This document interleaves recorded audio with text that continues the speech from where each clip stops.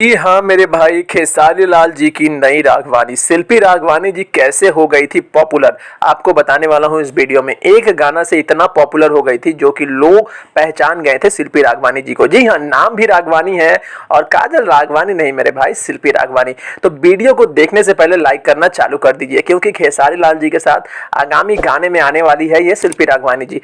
जी हाँ, शिल्पी राघवानी जी एक video creator थी, शॉर्ट्स वीडियो बना के डालती थी इंस्टाग्राम पर, और पहले आपने शायद इनको टिकटॉक पे भी देखा होगा। तो कहते हैं ना कि टिकटॉक और इंस्टाग्राम शॉर्ट्स ने इनकी जिंदगी बदल दी।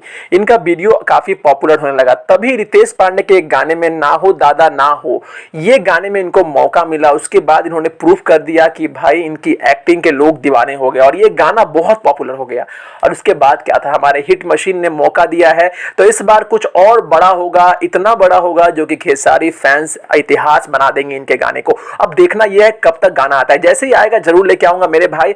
ऐसे ही सपोर्ट करते रहना अपनी जान खेसारी लाल यादव को, क्योंकि मुझे पता है कि आपके जान है खेसारी लाल यादव। ट्रेंडिंग स्टार के लिए आप कुछ भी कर सकते हो और मैं भी कुछ भी कर सकता हूं। तो बस यही रिक्वेस्ट करूंगा कि प्यार मोहब्बत बनाए रखो। तब तक के लिए जय हिंद मेरे भाई।